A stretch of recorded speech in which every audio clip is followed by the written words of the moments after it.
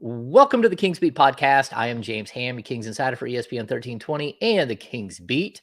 Joining me today, Fox 40, Sean Cunningham. Sean, how are you? James, how's it going? I'm good. I'm relaxed. I'm enjoying the off season has officially happened for me because there's no more Warriors. Kings have been done for a couple weeks now, and now I get to just enjoy. I just get to kind of ease into the off season a little bit, and almost a week away from Bottle Rock, my favorite time of year. So this is great. Off season Sean is almost in full effect.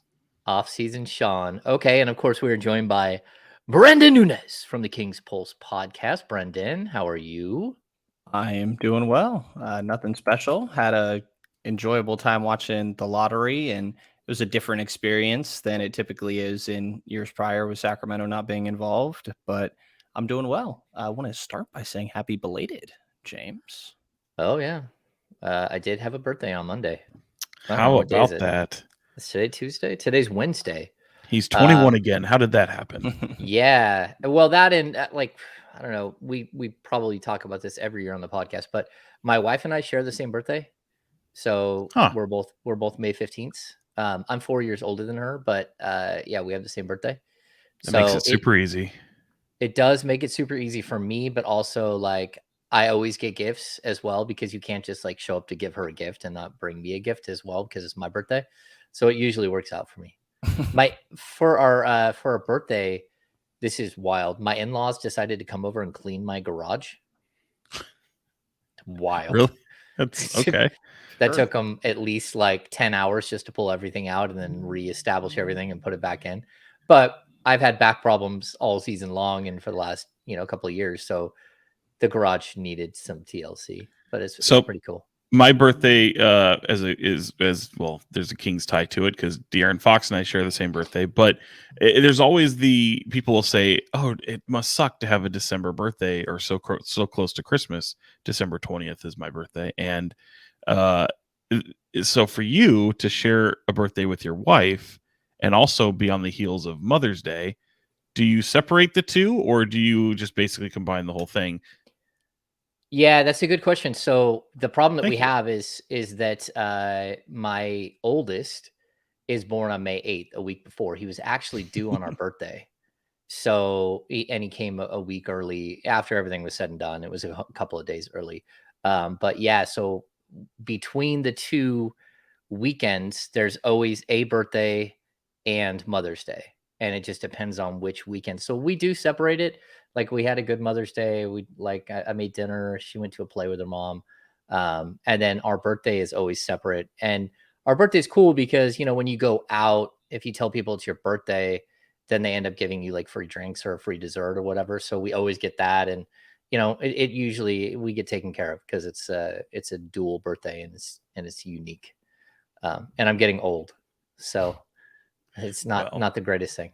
I got you. And for the record, that people who like to combine the whole gifts even around Christmas time, no, that's stupid. That's just stupid. They're different dates for crying out loud. And they're different events. Even if you had a birthday on said date, you have to split it up. You gotta make it, everyone else gets the individual event. You should too. Yeah. It's been a busy week. Like Jason Ross's birthday, I think was yesterday. I forgot to send him a text. Happy birthday, Jason Ross. J. Ross. Happy birthday. And then Doug Christie's birthday was last week. And I know a lot of people around this birthday. So, there's a lot of May birthdays. I don't know what that coincides with, 9.5 months earlier, but yeah, there's a lot of May birthdays. Let's see. Outside of that, let's just get the show rolling like we normally do. First of all, we like to waste time. Secondly, we don't like to do time codes. For those of you who are get mad at me for not doing time codes, sometimes it happens, sometimes it doesn't. Most of the time, it does not happen. We don't run the little ads, right? Like we don't have the interruptions for ads. No. So there you go. Yeah, calm down. Yeah, calm down. Yeah, I mean that the fact that we don't run ads on the podcast unless we have like a prize pick ad or something like that. We're being nice. I think it's intrusive. Like I tried to watch it. We did ads one show and I tried to watch it and I'm like, oh, this is unbearable. So maybe down the road we'll have somebody work with how to do ads better where they're not so like intrusive. But if you're watching here on YouTube and you don't mind, give us a thumbs up. Subscribe to the channel. You have to subscribe in order to comment, I think. Certainly when we do live shows. We're not doing a live show today. We don't do live shows during the day because I'm not going to compete with my friends at ESPN 1320. And so we don't do live shows during their time slot. So that's why we're not doing a live show today. But yeah, thanks for joining us. Jump on board with the Kings Beat. Go to thekingsbeat.com. Still growing like crazy, which has been a lot of fun to watch. And become a premium subscriber so you can get an invite to the happy hour. I keep pushing the happy hour back. It's just because it's a really difficult time with so many people traveling and so many people still covering that it's been a journey to get a guest for, but we're hoping that it's going to be next Thursday. I said that last week, but again, we're hoping for next Thursday. Outside of that, like the basketball world keeps going. And I think that's where we'll start today's show. Brenden, you talked about it in your opening, but this was the first time, in my career covering the team where they didn't have a lottery pick outside of the 2019 draft when they did have a lottery pick, but they had already given that away for a previous trade. What was your takeaway from watching the NBA draft as a different type of spectator this time? Yeah, it's also different with it being the Wembanyama draft and just that being so black and white. There's no two ways about it, for him to get interviewed right after and say, so it looks like you're going to San Antonio. I guess that's just reality, but that does seem a little different to me. Yeah, I mean, watching the excitement of, I forget who San Antonio sent, but hearing him scream as they get the number 1 pick in front of everybody was hilarious to me. I was rooting for Portland to get the pick personally. I don't know that that's the most popular opinion, but it's just different because there's no stakes on it. And usually it's like such a tense moment from a Sacramento perspective. Had our friend Brian Windhorst was down there with Wemby, and him trying to give him the microphone was funny. Yeah, well, I was just doing the Brian Windhorst. Oh, I thought my audio was mad. I was like, what's he doing? He's signaling traffic over there. The Brian Windhorst. Oh, what's Utah doing? He just kept doing it for different things too. Yeah. Like Sean, I mean, again, we've covered so many of these things, and there's usually like draft lottery parties. There's all these things that happen. There's sometimes they like fill up the lower bowl of the arena while the lottery's happening and everyone's sitting there waiting anxiously and, won't, like every time. But I thought it was pretty wild. And to see the Spurs get it, like, I don't know how to like put this. They've only not made the playoffs 9 times in their entire history. And of those 9 times, I think the last 4 years are part of that. And for them to land the number 1 pick 3 times, and the Kings have landed it once, and they've been in the lottery they've been in the lottery all but like 9 seasons, right? But for them, the Kings to get the first pick 1 time and that pick be Purvis Ellison as like the only like consensus, not even consensus number 1, but to see the Spurs get to reset their franchise again and again with first David Robinson, then Tim Duncan, and now Victor Wembanyama, like it's stunning. And I mean, clearly it means Pop sticks around, but like, what were your takeaways from just the Spurs getting it again?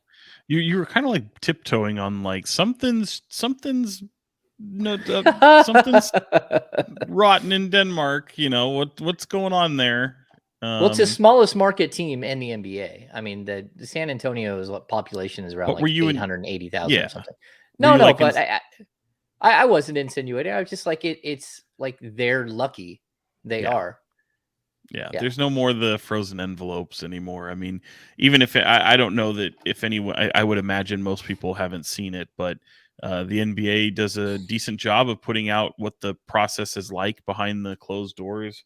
And it's very transparent and so many camera angles of the different variations of ping pong balls, which I find kind of fascinating. But I feel also like So for people who don't know, every team has a representative that's not only on the dais where there's the whole staged thing. Like when they're all out there and Mark Tatum's reading off the names of the teams, the draft is already completed. The ping pong balls have been drafted, but nobody else knows. One person from every team does know. They go into a room, their cellular devices and all their things, they don't have anything like that. And they have to basically sit in a room and they witness this. And even if they celebrate, it's not like they can tell anybody. They're basically isolated from the world at that point. So after the draft takes place, the NBA will release the video of what happened behind the closed doors and the combinations that led to the overall number one pick going to the Spurs in this case. So I find it fascinating, and it's better, and it's kind of cooler in theory to maybe be behind the scenes and be in that isolated room. Although I've never been there, I've talked to people who have been, but then you watch it on the stream or the video or however when they release it, and you kind of go, well, that's kind of boring. Like, it's not the most exciting process. It's literally a lot of silence. And if anyone thinks that the draft lottery production that they do before the playoff game is boring, the other way is way more boring. But they've eliminated all the conspiracy theorists, although they're still out there. But yeah, I mean, good for the Spurs. I'm with you, James. I think it's it signifies that Greg Popovich will be around longer. I think to have what most are considering a generational talent in Victor Wembanyama, and someone who's going to have a tremendous impact on this league. I think it's a little overblown, though. There are some people, I mean, hey, they might end up being right, but I've seen people say that, man, in 3 years he's going to own the league, and this is a LeBron-esque type of talent that could span even bigger than other sports. For example, the biggest talent, if when it's all said and done, they'll look back and say, oh, it's one of the biggest talents to go in all the four major sports. I think that's really setting him up for disaster. I mean, just pump the brakes a little bit. But yeah, looking forward to seeing him in the league. And I think this draft has got a ton of talent in it, and a lot of people that there's some mystery over, but I think a lot of people that I think people will know and have some household names. And yeah, Brenden, it was fun to kind of see them go to Victor right there. But if you remember in previous lotteries, you usually have people who were at least in the mix, if not a consensus overall pick. And I remember, I think last year they had both Jabari Smith and Paolo Banchero at least in Chicago, because it was right before the combine and all that. So yeah, Wembanyama won't be at the combine. He was obviously in overseas, but it was kind of fun to watch. Yeah, I think the interesting thing too is as far as the Kings and how this pertains to the Kings. First of all, they're not moving up. There's no way to get into that top 3, but this might be the best of all possible worlds, not just the first pick, but the second pick. And I'd even go as far to say the third pick, which is, what do we have? We start off with the Spurs, and we go Hornets, and we go Blazers. And then what is it? It's Rockets and Detroit. The Spurs are so far away that, yes, Victor Wembanyama can be incredible, right? But what does that mean? And how do you build a team around him? And how far away are they from even being reasonably good? And that the answer is they're a long way. They have a couple of nice pieces, and Jeremy Sohan and Devin Vassell and Keldon Johnson, but they don't really have their point guard situation figured out. They don't have a lot of things figured out. And so I would expect them to be 2 or 3 years away from being even a true playoff contender at all. And so that's fine, because the Kings are starting their window right now. And then if you look at the second pick with being Charlotte, that's great, because now it pushes, a really, really strong player to the Eastern Conference. The third pick, I think, especially if we see it go Brandon Miller at number 2, that third pick with Portland could be franchise altering, because now if it's Scoot and you're potentially moving away from Damian Lillard, I think the balance in the West shifts again, and the potential for that team to hurt you shifts. And so I just think it's interesting. This is going to be the way that the draft rolled out. I think worst case scenario would have been Houston landing number 1. The league would have loved it because it's a bigger market. Of all of the top 10 teams, it's probably the biggest market. But I think that's kind of the way I look at it. Brenden, am I just like crazy? And I think Wemby going to the East probably would have been the most ideal in my mind from Sacramento's perspective. Yeah, but if a Western Conference team was going to get him, I think San Antonio is the furthest away.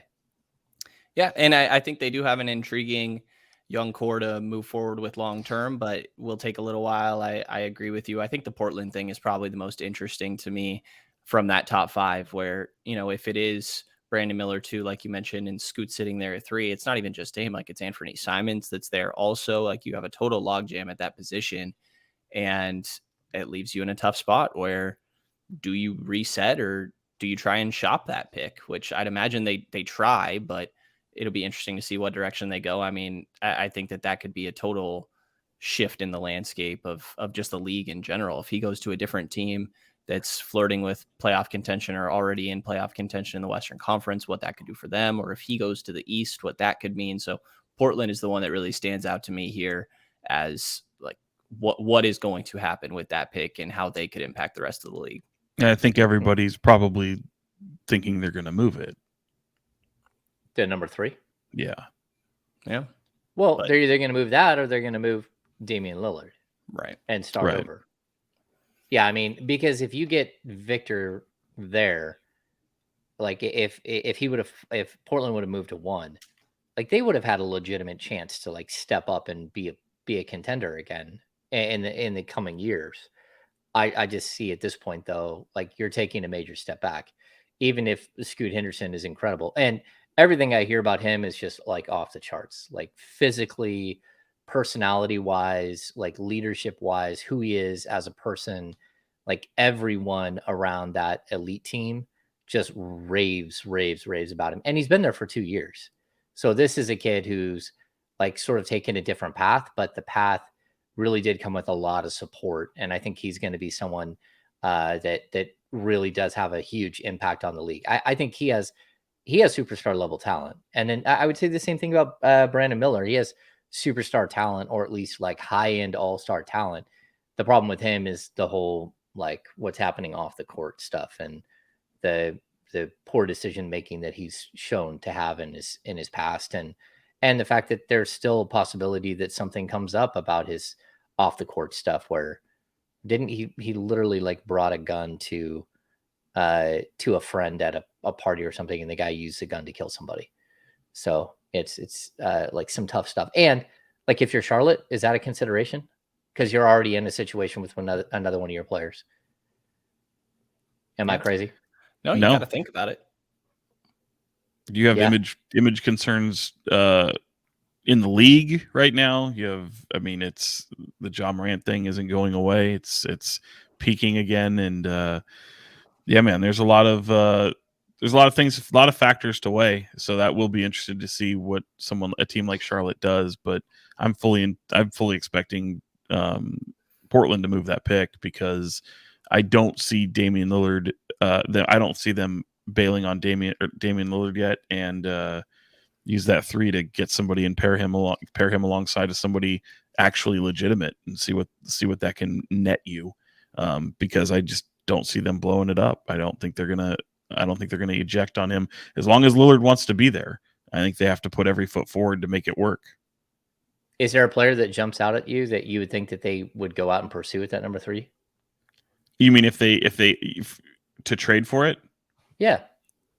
No, not right offhand. I haven't had I mean, it'd be just kind of spitballing, but I think there's possibilities for sure. I mean, you just kind of look at maybe some of these teams that you look at some of these teams that are not looking to go younger, but they have to, or excuse me, some of these teams that are basically hit the end of their rope. I wouldn't say the Warriors per se, because they're still going to factor into being a team that wants to contend, in my opinion. But maybe a team that clearly has to go the other way, or a team that's already collected so much draft capital that netting a 3 pick would get them something big. And I'm thinking about like a team like OKC, which has all this draft capital, but could really benefit from having a 3 pick in the draft. and tying them to maybe another team that is looking to unload. So something like that. I don't know.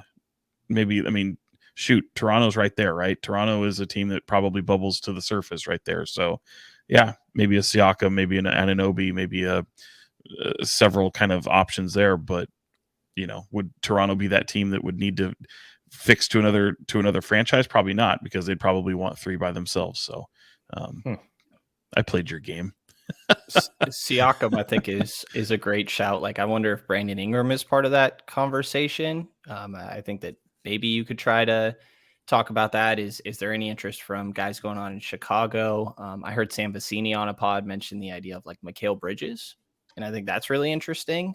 I don't know from both sides that I think that you could hear people say no, but there's definitely going to be interesting options. I mean, how often is a pick of this caliber available? It's hard to go back and like find comparable scenarios.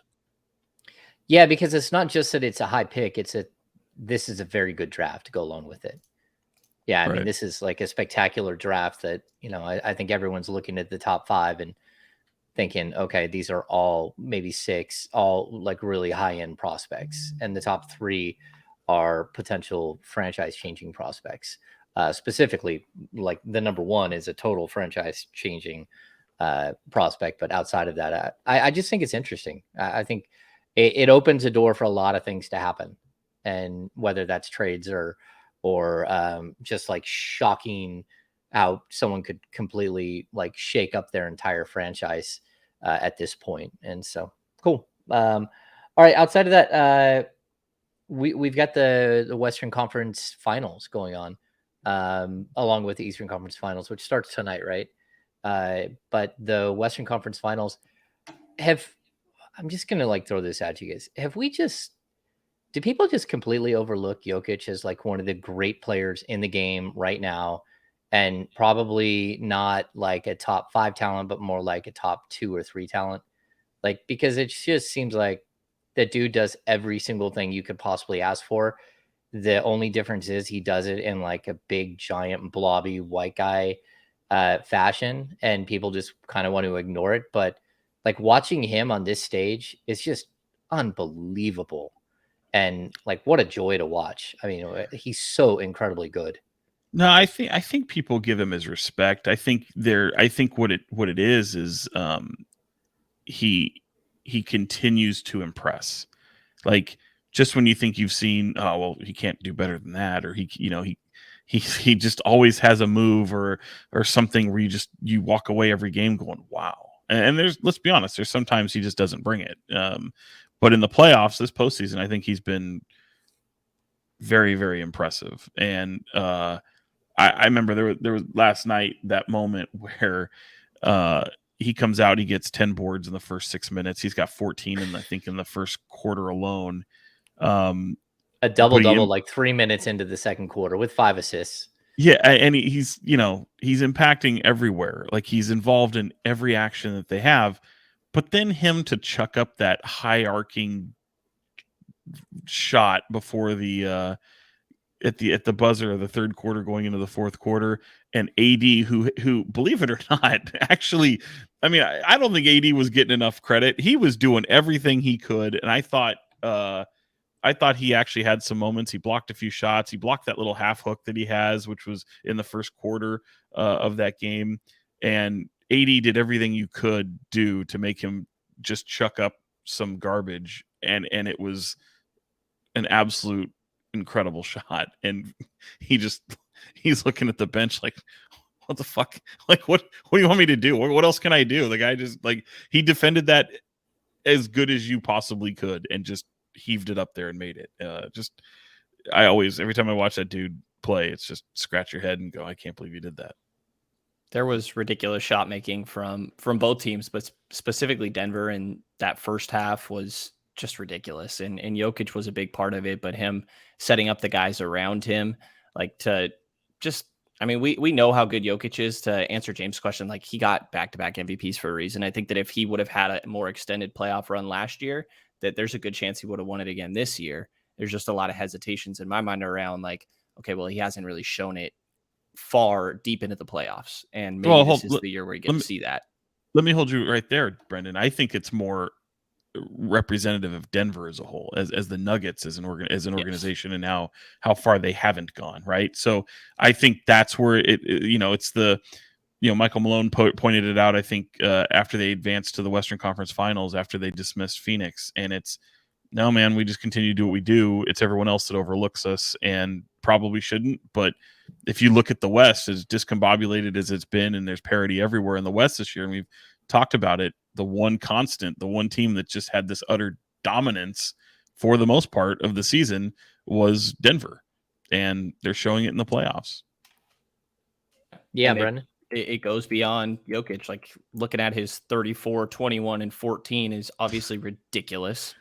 But I thought that MPJ had some ridiculous shot making. He had his turn. KCP had his turn. Bruce Brown had his turn. And Jamal Murray is just right there the entire game along with Jokic. Like, I think Murray needs to be mentioned more so in the Jokic conversation. Like, it's their two-man game that is just absolutely ridiculous and, like, unguardable.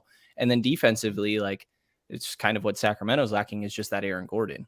I think that Aaron Gordon is so important for this team defensively. That's where they had struggled, and in my mind couldn't quite get over the hump, as they needed a stopper, especially when you're looking at this series that they're up against right now, and you're looking at LeBron James on the other side of the floor. Like, having that Aaron Gordon, the rim defender that's also versatile, to be able to switch out onto guys, I think is so important for this team. It's a starting lineup from top to bottom that I think complements each other so well, and centered around what's maybe the best player in the league. Yeah, I mean, and you say the best player in the league. Like, where do you guys rate him?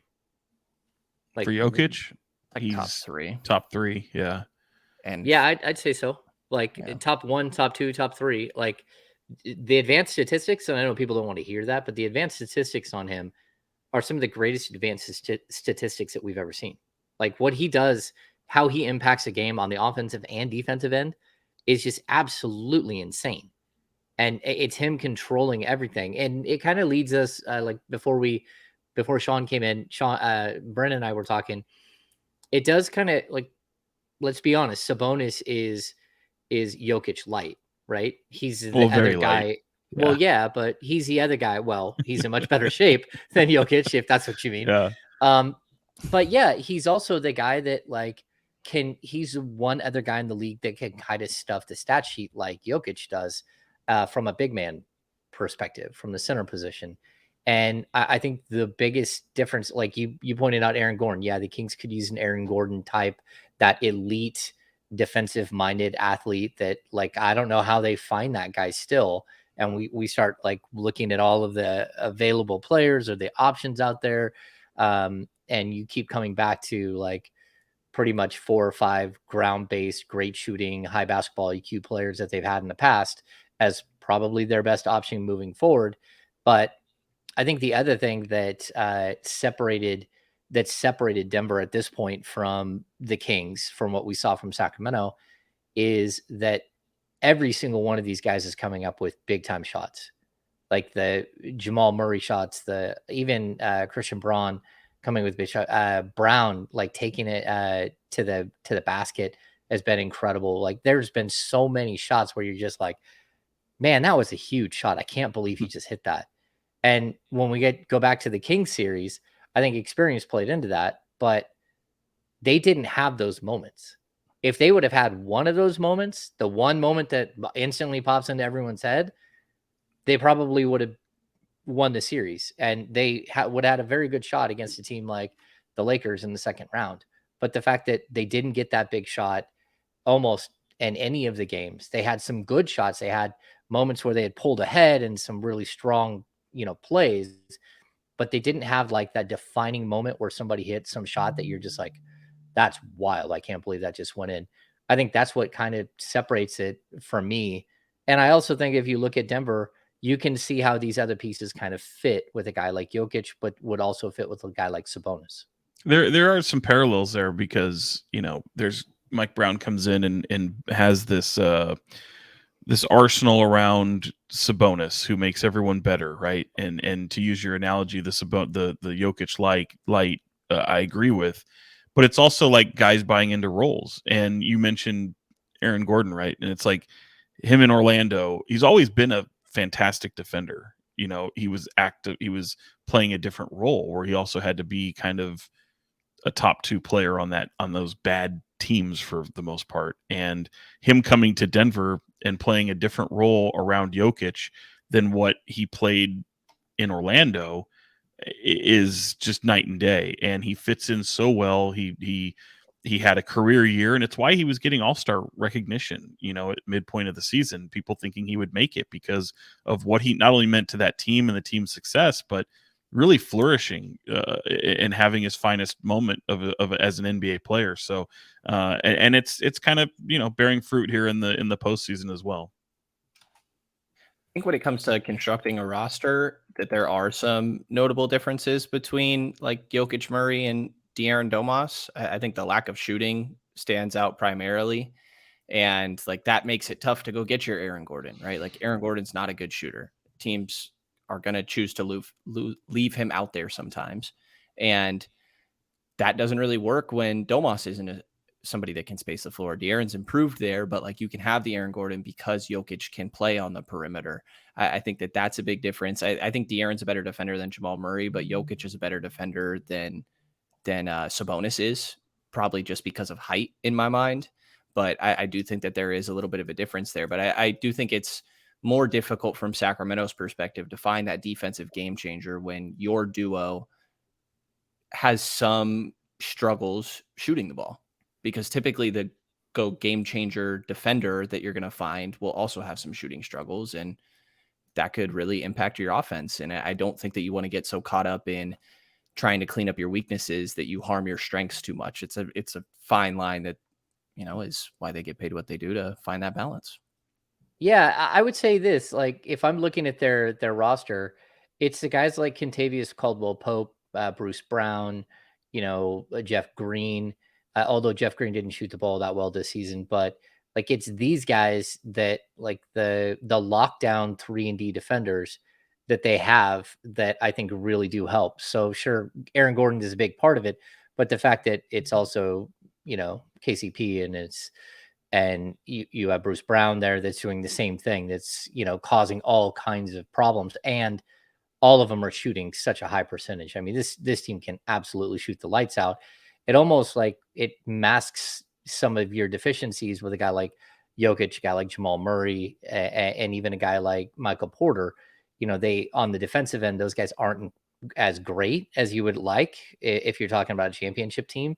But the way that they've surrounded them with like such great role players, I think it is something where the Kings need to find those 3-and-D guys that can, can either lock down on the perimeter or can lock down low. They've got to find them. And I don't know how they do that, but that also means that maybe there's a player that you have on your roster that had a really good season last year that doesn't make any sense. Like if you really think about it, if you really want to center on 3-and-D and surrounding and getting your defense better than being like 25th in the league.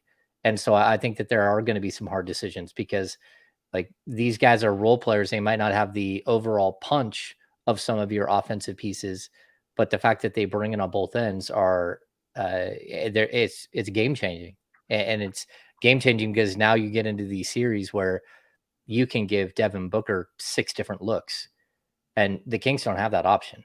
Like they don't. They might have 3, they might have 2. None of them are, ace in the hole, knock it down, stop somebody. And it's the same thing that you saw with Steph in the first round. Like the Kings didn't have a guy that fully like makes sense to just go defend Steph, where he's not just good enough to play on one end of the court. He has to be good enough to play on both ends of the court and keep the continuity and the offense going while you're trying to slow somebody down. Yeah. That's the conundrum. And that's why it's really hard. It's really hard to find those pieces. 3-and-D. It's funny because you see them pretty much on every team.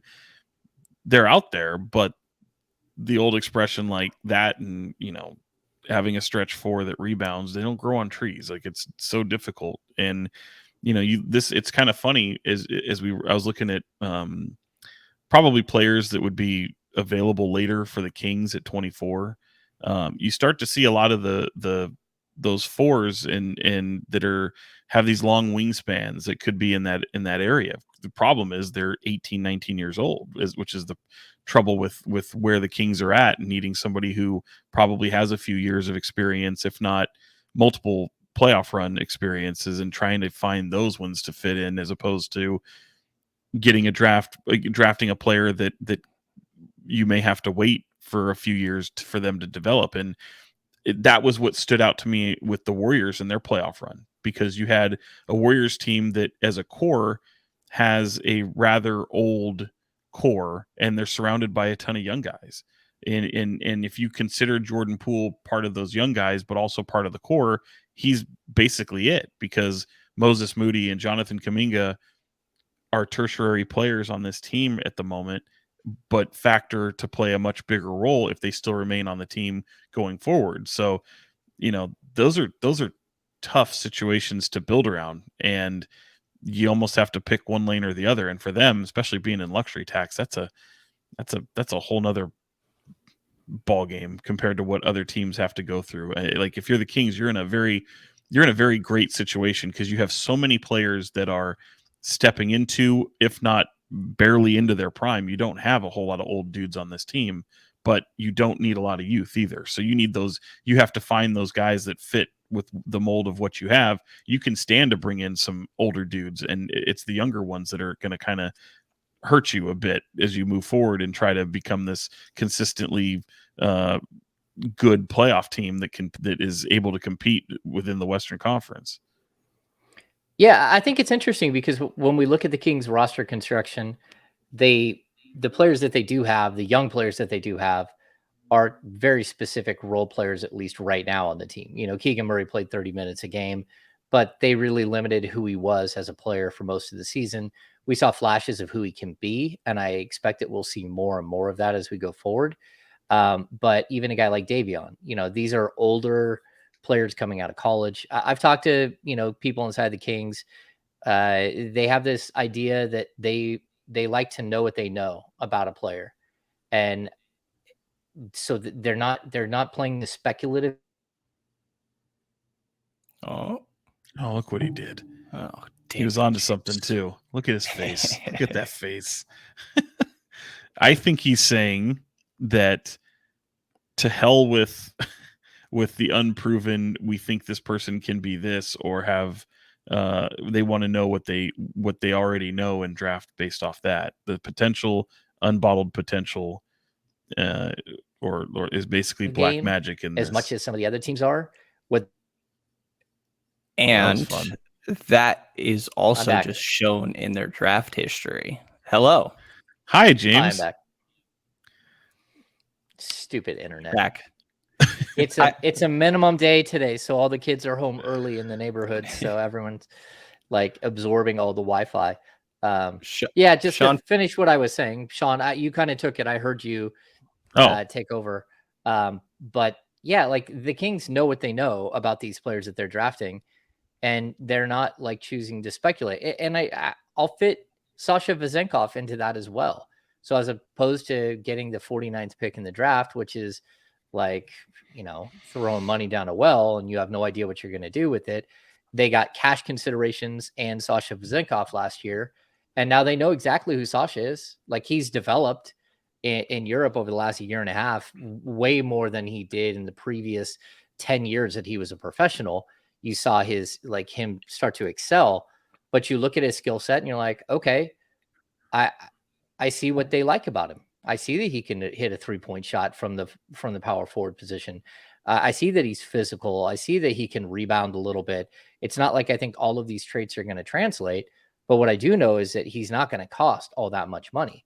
Like, he's making like 1.5 million right now in Europe, and it goes up to 2 million like 2 years from now. So to buy him out of his contract and to get him over to play here in Sacramento, it might cost you 4 or 5 million a year. But that $4 or $5 million a year, if I take that and then I look at stretch fours around the league who do the same thing that this guy has been doing in Europe, and Davis Bertans is out there making $18 million a year, and you might be able to moneyball this thing and get yourself an actual rotational player. But it comes back to the same basic principle. you're getting a player that you can just like pencil in that he's going to shoot at a high percentage from 3 from the corner. You know exactly what he can do, if you know what I'm saying. He's 27 going on 28. There's no mystery about who Sasha Vezenkov is. It's just how well does it translate to the next level? And probably it'll translate fine to an 18 to 20 minute a game guy, maybe a little bit more than that, and a pretty good rotational piece. And Well, and this is how it. Go ahead. That biggest part too. I mean, you said it, the 27, whatever year old. It's not a 20-year-old. It's not a 22-year-old who is adapting from being a boy and coming into a man. This is a guy who's been playing grown man American or grown man European basketball, and since he's 15. Right. And he's already had that take that next step. There is a huge gap between what's over there and what's in the NBA, and how, as you mentioned, how it translates. But the physicality is usually what is the biggest disruptor, or the shock to the system for these young guys who, when they come into the NBA, and not everybody comes in with a body like LeBron James at 18 years old and is able to do what he does at a high level and absorb that physicality and run through a quote unquote rookie wall. That can still happen to Sasha, but he's already ready for the physicality. I think for him, it's adapting to a new culture, an unfamiliar scene where he won't be the star player, but also just the day-to-day grind of the NBA schedule, which is still even much more of a grind than what you deal with in Europe. Go ahead. I was to bring it back to the draft a little bit and back James' perspective, or James' point. Like, you can just look back at the history of Monty McNair, Wes Wilcox in this front office's drafts. You go to what first one was Tyrese Halliburton. He played 2 years, and that was an obvious pick, but he played 2 years out of Iowa State. Also in that draft, I think Robert Woodard had played 2 years. Jamias Ramsey's the one and done, I'm pretty sure, that this front office has drafted. And then you go the year after that, Davion Mitchell played 4 years at Baylor. He was seen as one of the safer prospects, or as I think you were to James, like, what you know, screw the hypothetical, pretty much. Let's just take what we know they can do right now. And he can play defense. Yeah, absolutely. Check the box. Went with that. Neemias Queta had played 3 years at Utah State, I believe it was. And then you go to this most recent draft with Keegan Murray, just very typically feeling that, having played 2 years, was a little older even for a sophomore. So I think everybody in their draft history absolutely backs what you're pointing out. And there's some interesting guys in this draft that do fit that, but it also makes me tend to cross off some of the other more, younger, raw upside guys. But I don't know if that philosophy changes when you're at 22 or 24, rather than when you're in the lottery. Well, I'll point out 2 other things too. The Kings decided to trade away their second round picks last year, and then sat around, and as soon as the draft ended, signed Keon Ellis, a 4-year player, to bring him in. Because again, exactly who Keon Ellis is, right? But then when you talk about 24, the point I would make about 24 is that getting Sasha Vezenkov to come over, that's a huge thing for what you do at number 24.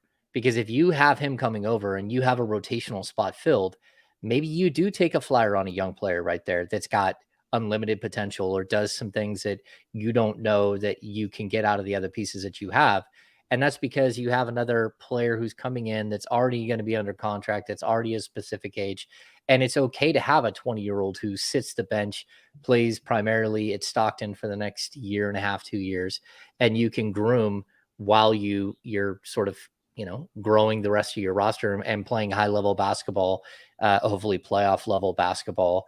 And he can sit there and wait in the wings and get, a little taste here and there, and hopefully develop with Bobby Jackson and Stockton. So I think that Sasha means quite a few things to this team. And that's without even like cracking into the salary cap thing, because the salary cap thing for me is really intriguing, because the Kings are right on the border where if they just like decide to waive their Larry Bird rights to Harrison Barnes, they all of a sudden become like a massive player in the free agent in the cap space game.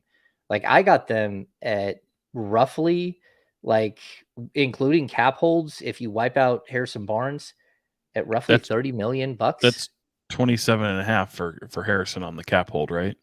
It's 27.5 on the cap hold, but like you also have, okay, so the Kings are about 93 million bucks in cap space for next season with 7 players. And those 7 players, Fox, Sabonis, Herter, Rashawn Holmes, Malik Monk, Keegan Murray, Davion Mitchell. Now you have a couple other players that are on budget deals. So Kessler Edwards is at 1.9 million bucks. And that's a team option. You got 2.4 million for PJ Dozier, but again, that's a team option. But what happens is in the league, you have your 7 players that are under contract. You have to have, going into free agency, you basically have to have cap holds, a minimum salary cap hold for the remaining 6 spots to get up to 13 roster spots. So you can basically just look at the Kings salary structure at 93, 94 million bucks, add an extra 6 million bucks without Kessler, without all these other pieces. And that puts him right at 100 million bucks when the salary cap's at 134. And that's pretty wild. Now, again, there's going to be other things that you're going to be concerned with, like Trey Lyles at 3.4 million. You got Neemias Queta, you got Keon Ellis, both at 1.8 million. Those are cap holds. But when you use those cap holds instead of the minimum scale salary, then you basically, like if you have a $2 million contract for Neemias Queta and a $1 million cap hold, it's only $1 million extra on your cap space. So my point is that the Kings can get to a point where they're roughly 30 million bucks under the cap. And that's huge. Like if you want to go out and big game hunt, that could be tremendous. Now you're going to have to be like kind of creative with how you do things, but there's also the Kings did this a couple of years ago. Sean, remember the year they went out and they got George Hill, they got Zach Randolph, and the third one they got was Trevor Ariza. And they spent all of that money. So I think it was a 2-year 25 for Ariza. It was a 3-year $57 million deal for George Hill, and then Zebo got like right around 2-year 25, right? They did all of that, and they used they're called a room team. So they use their cap room to go out and make their adjustments to the roster.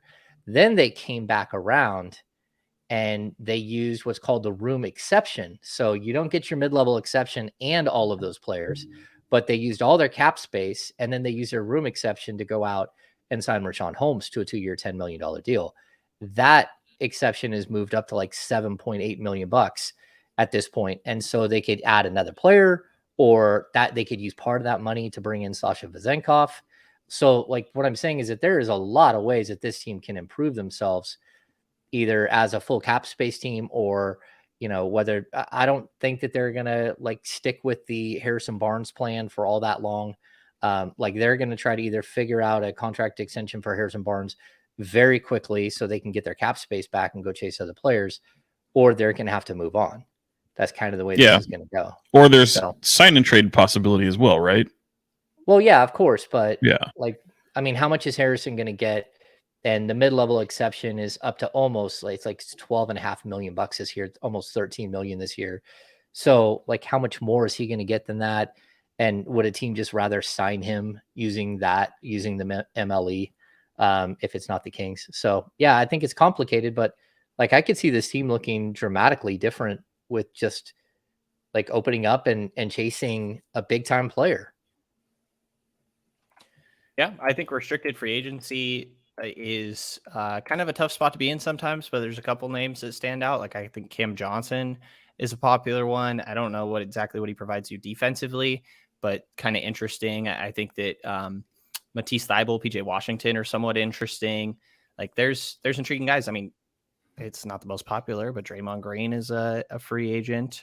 There's different options that I think are intriguing. It's not the most appealing free agent class, but there's definitely names out there that would make a difference. Yeah, you can also go out and use draft picks and just open cap space to go get players. And we talked about this last week, but I'd even still make the claim that if you can find a taker for Rashawn Holmes, now you go from like $30 million in cap space to, holy cow, 40 something million dollars in cap space and some real versatility. Now you can't be stupid with this money. You have to think about what's going to happen next season. next summer when you've got, the impending free agency of Domantas Sabonis and also Malik Monk. But the salary cap is climbing dramatically over the next couple of years. So I think the Kings can be aggressive this summer and really try to chase that player that you're talking about, Brendan, that Aaron Gordon type player, whether that's like a OG Anunoby or one of these other big time players that, even if they are under contract, you're going to have to give up something for them. But, you can go out there and be a player. Anyway, I thought that would be like an interesting jump off to what we're going to do this summer as far as like talking about free agency, talking about drafts. Over the next couple of weeks, we'll probably heat up and talk more and more and more about the draft as it's coming up. Sean, you got a big concert coming up. Are you gonna ditch out? Are you gonna ditch us for a little while? No, I should be around. I know it's the happy hour, which I'm looking forward to, will be my first day. I tend to take the day off before and after Bottle Rock in Napa, so that I can both mentally prepare and then also mentally get back to normal. So, yeah, no, I'll be fine. I'll be fine. It was. You have a hydration plan? It's my favorite time of year, though.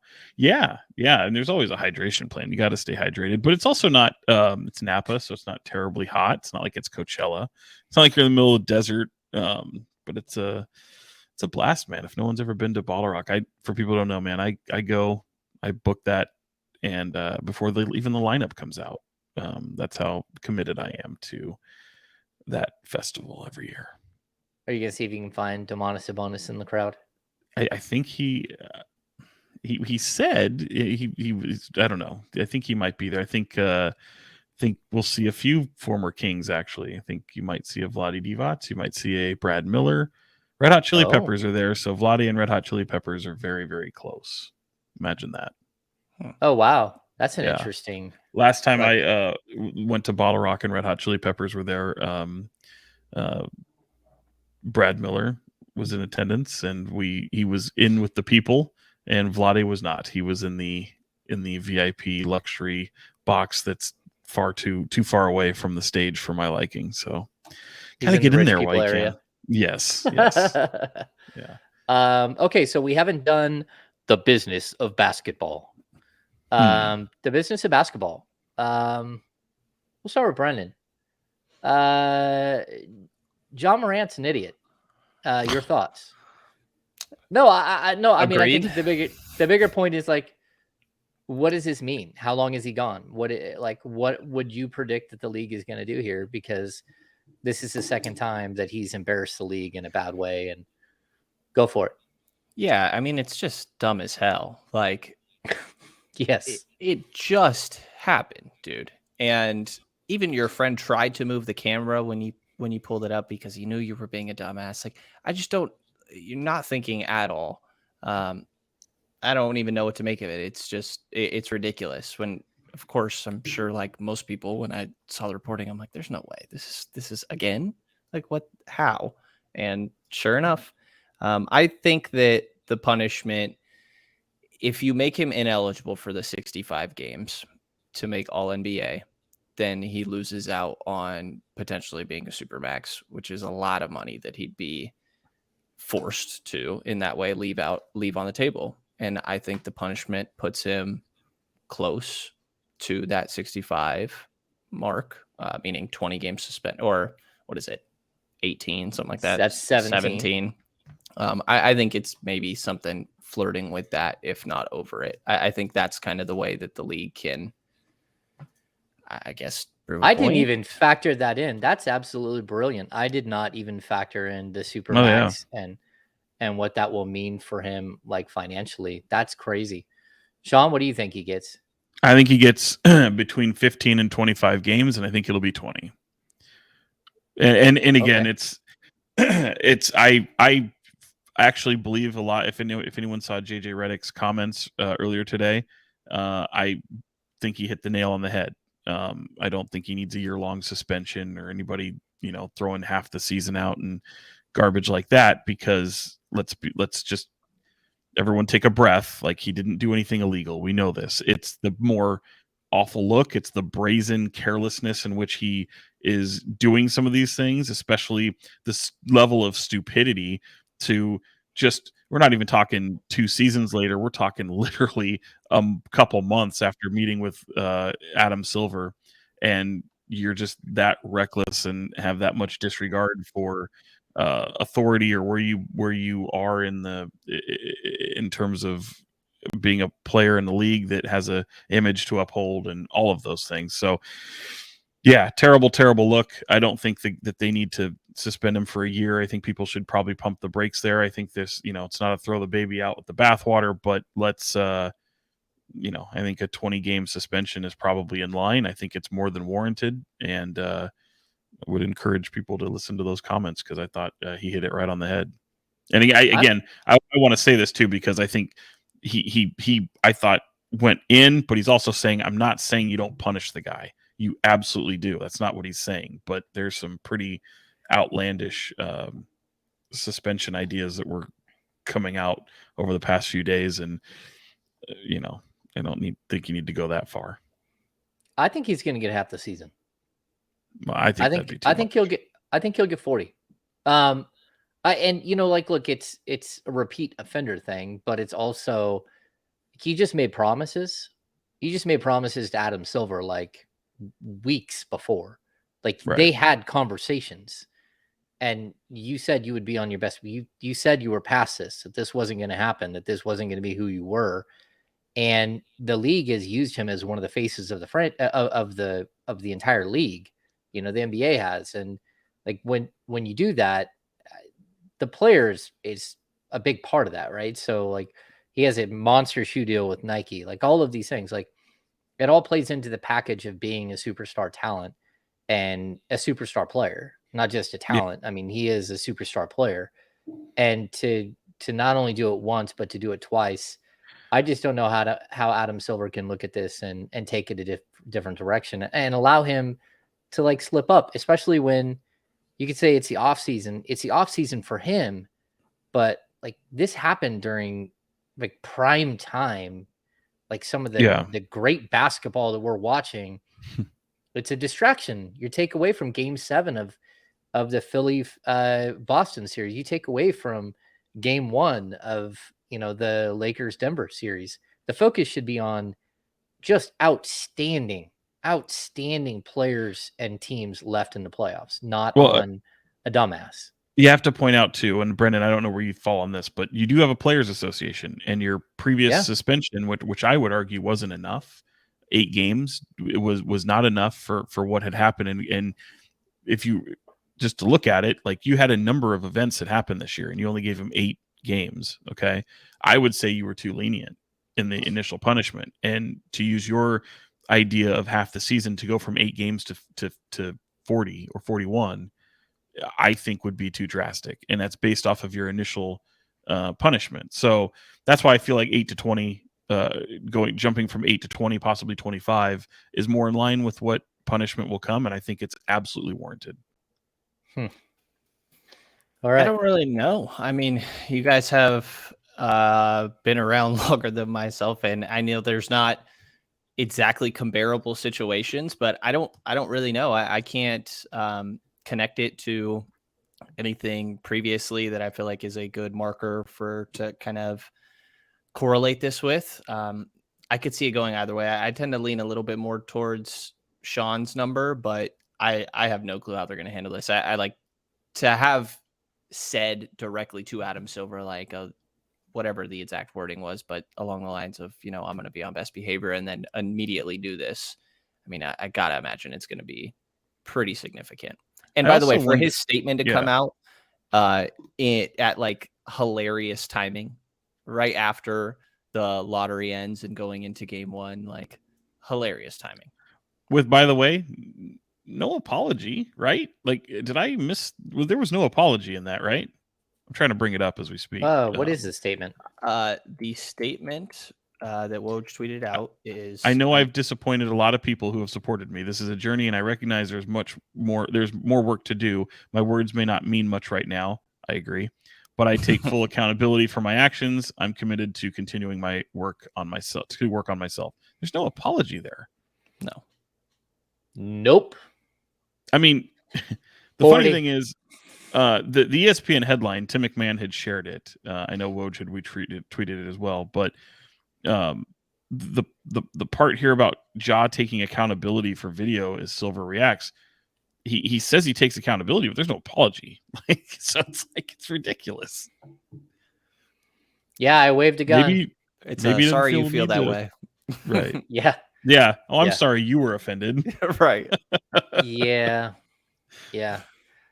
There's a lot of problems there. He's not getting good advice. He's not surrounding himself with the right people. He's someone that other people probably shouldn't surround themselves with at this point. I would agree. Yeah, I would agree that he has a lot of looking in the mirror to do. Yeah. Yeah. And I'm not going to put a bunch of blame on other people. Like my kid certainly wouldn't be hanging out with him at this point. Like I'd be like, no, we're not hanging out with that dude who's got a gun in his car, waving it around all the time. Like, no, we'll pass. So yeah, it's a mess, man. It's a mess. So, okay. Do we have any final thoughts? It's sunny outside. It's beautiful. It's not crybaby Sean weather. You guys have your candles going. Is that what we call it? Oh, I do. Still in the cucumber melon. Which one did you do, Brandon? I've got the cucumber melon because it smells like spring. A vanilla warm tobacco kind of day. Oh, that one still. Okay. Yeah, well, we're gonna need to have get that a new bring one back soon. memories. I can't smell it. I can't smell it, so we're fine. Yeah. Do we have any final thoughts? Yeah. What was my final thoughts?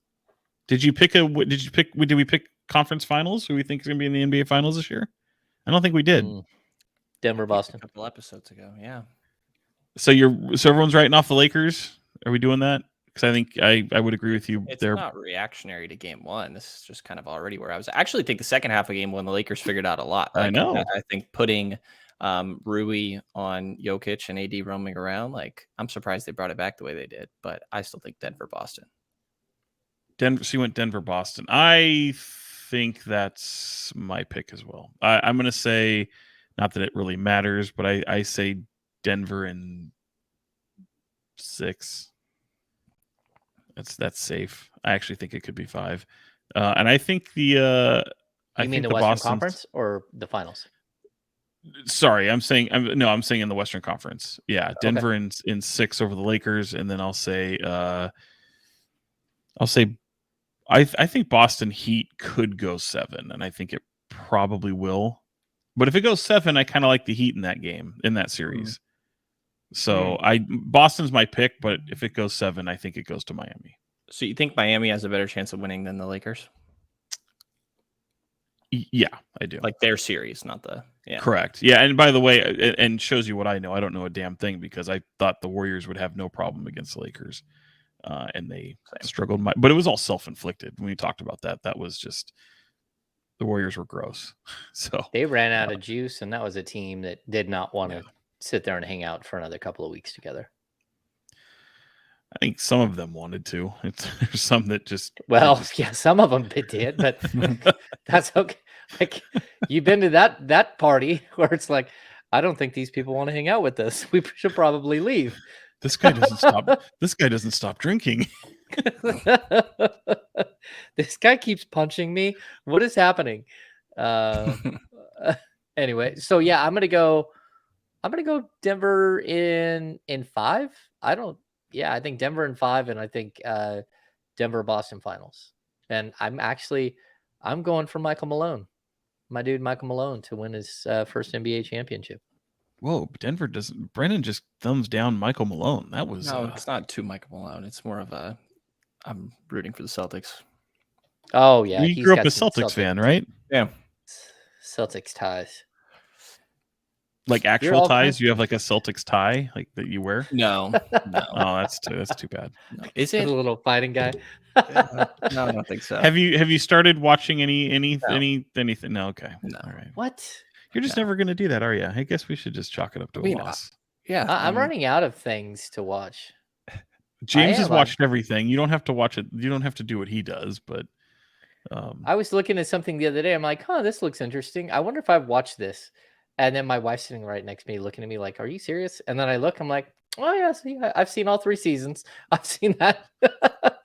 Do any of you watch Barry? Oh, Barry's incredible. Yeah, I waited a few weeks to start the final season because I really like I that like show. to do that too. Yeah. I went through Sweet. 4 of them last night. Barry's with Bill Hader, Brendan, and I think you would enjoy it. I'm going to start White House Plumbers with Woody Harrelson and Justin Theroux. Tried to watch. I was kind of like, I tried to watch. I don't know. Okay. I don't know. I tried to watch it. We'll see. Brandon, do you have any final thoughts? There's just nothing up there. He's just a blank space. My early guy that I like for Sacramento at 24, and I still have a lot of research to do. But Don't Colby Jones, Chris Murray. Oh, okay, Colby Jones from Xavier is really interesting to me. I hate the Chris Murray thing. Not I hate Chris Murray. I think Chris Murray is just fine, lazy. But I hate that everybody's like, oh, just send him to Sacramento. Like, I think he's interesting, and he totally could end up being the guy who's around the range. But it's so lazy to me. I agree. Right. But I think he could be in consideration. I really like Colby Jones, 3rd-year guy from Xavier, can play a little bit of a kind of 3-and-D role, but still plenty of work to do. Some of these names are tough, man. Going through the draft process, half of it is learning how to say everybody's name. Not gonna lie, I struggle with some of these. There's a Sidey Cisco, and I accidentally combine his first and last name a lot and almost say Sissy, which isn't great. Oh yeah, that's frowned upon. Yeah, I struggle. How about, can I give you my early way too early pick since you did it? Yes. Yeah. Leonard Miller from the G League. Is that not one of those like upside guys? It is, but when you're picking there, you just do it. Yeah, right. That's the difference. You tend to look at upside. So my pick at 24 is the Kings don't pick at 24. Oh, I see what you did. I did also look at some of the other trades when people traded out of their 20s last couple drafts and who they got. Like last year, Philly had 23. They traded for DeAnthony Melton. Dallas had 26 2 years ago. They traded that pick and 4 just salary matching guys for Christian Wood. There was a year Washington traded 22 back to 31 for another role player in Aaron Holiday, who probably hasn't turned out how they thought. There was a year the Clippers traded number 19 for Luke Kennard. Dog. Go dude. The Nard dog. See, I'm telling you, there's a lot of value. Like the year the Kings traded Marco Bellinelli for 22. There's value there. Like you can go get yourself. It's a crap. I mean, it's no. What I'm saying, there's a lot of value on the trade market. There's a lot of value. If you could take 24 and you can get the 7th or 8th man in your rotation that fits a need, then I'm in. You know, like if you can find a 3-and-D guy and like, I don't know, not to throw out like if you could trade Rashawn Holmes with 24 for Dorian Finney-Smith or something. Okay. Rotational piece, guy who's going to play 3-and-D, and a guy who gets rid of a contract, that kills like a couple of birds with one stone.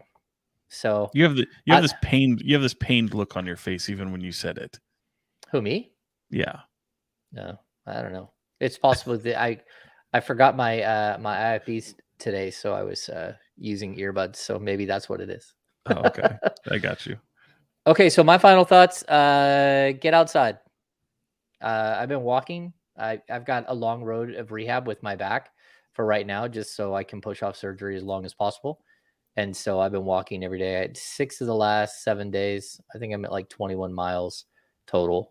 So get outside, walk, people, get yourself in shape, do the best you can to, extend this crazy ass life that we have. Or you can stay out of this ridiculous heat. Ridiculous? Bro, I hate it. It's not that bad yet. It's not that bad. 86. My room gets hot as hell. Well, turn on the fucking air conditioner, guy. What the hell? Fan is on. And I do turn the AC on. Literally by yourself, like Netflix and chill. That's what he's telling you. Turn on the AC and Netflix and just sit there and relax, man. Do you have curtains over there? Yeah, it doesn't, dude. I don't know. The room gets hot as hell in here. Is it It's upstairs? an I don't apartment. enjoy it. It's It an is the second apartment. floor. Yeah, it's an I'll do apartment. that. It's Okay. built. My last thing before we get out of here, if you guys out there, jump on, whatever timeline you can look at my timeline. Our friend Kevin John put out a video of himself talking about mental health, and because it's Mental Health Month. And first of all, that is one of the most honest to goodness good people you're going to run into. He's just salt of the earth, one of the sweetest guys you're ever going to meet in Kevin John. But his like raw openness talking about a really low point in his life where he contemplated suicide is pretty amazing. And I think it's something that a lot of people should watch and a lot of people should take to heart, especially if you're having any sort of mental health struggles at this point. We're coming out of a pandemic. It's been a long couple of years for a lot of people. It's hard to get back out there. It's hard to figure out how you fit into the world. So I highly recommend you click on the video that I tweeted out and other people have tweeted out that Kevin put out through News 10. So something I think is really special and something that is important. It's important at this time. So, all right. I think that's going to do it for this episode of the Kings Beat podcast. If you're still watching, please give us a thumbs up on YouTube or rating and review anywhere that you're watching. Subscribe to the Kings Beat. Jump on board of the premium subscription to get Unless an it's a invite to nasty the upcoming review. happy If it's a hour. nasty review, you can just save it. We don't get a lot of those. No, we don't. We get a few people who We're like to like put stupid comments out there, but no, I like the comments. Even when they're negative, comments I are like fun. them. Even when they're negative. All right. So for Fox 40, Sean Cunningham and Brenden Nunes from the Kings Pulse podcast. Oh, you just wore that one. I am James Hand, Kings Insider for ESPN 1320 and the Kings Beat. We'll see you very soon.